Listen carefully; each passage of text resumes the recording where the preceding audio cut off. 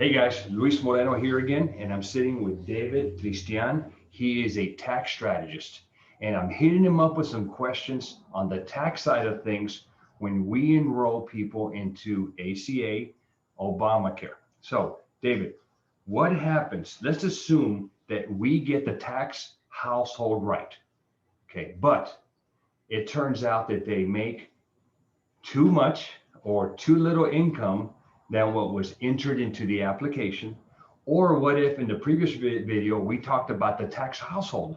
What if you did your application and you're thinking, well, it's me, my two kids, my mom, and my brother, and I used a household of 5 when it should have really been a tax family household of 3 because I don't claim mom and I don't claim my brother.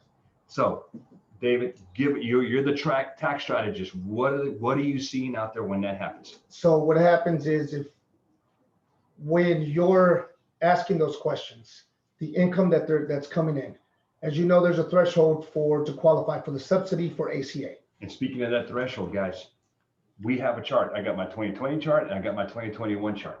It's always open during enrollment season because it's a guide to go by. Yes. So this is a guide you should always have with you anytime you're enrolling people. The reason being is if you go past that threshold, the subsidy that they're going to get, right? When they get that form at the end of the year, they can end up owing because they passed it. Now, on the other side, if they get laid off and they don't make as much as they told you, right? Or a scenario, what if you're self-employed and you just had a bad year? That's right. So you estimated 50, but you really ended up at 20. Yep. So now you drop too low.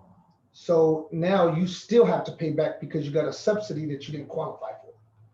So ultimately, you estimate what the income is going to be. That's right. And well, I like to tell insureds, and this is my rule of thumb, if you're maybe 10% over and under, we should update your application. That's right. So you don't hit or you're not going to be hit with a tax scenario you're not going to like at the end of the year when you file. That's correct. So update your apps, but again, estimating that income, you want to try to be as accurate as possible because yes, there are some ugly tax consequences. Now it can go two ways.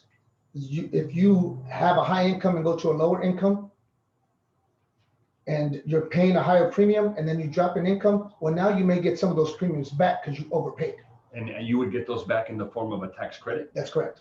So that's right. So I like that. And we didn't even talk about that. That's all right. One great point. So yes, it does work both ways. So guys, income, when you're enrolling people, try to be as accurate as you can. Now, me as an agent, I tell my insureds, bring me your tax return. What are the 2 most important pages? Just 1040 or page 1 and 2. So bring that so that I can look at their AGI, their adjusted gross income. And then here's what I do. This is the previous year. We're doing an enrollment this year. Mr. Insured, is this number going to be accurate for 2021? And I just go with based on what they say. So the previous year's tax return is a good starting point for income, even if they're self-employed. That's correct. And ask them, okay, is this, do you estimate that you're going to have this same number the following year? And then that's what you go by. Yep. Thank you. Hope that helps.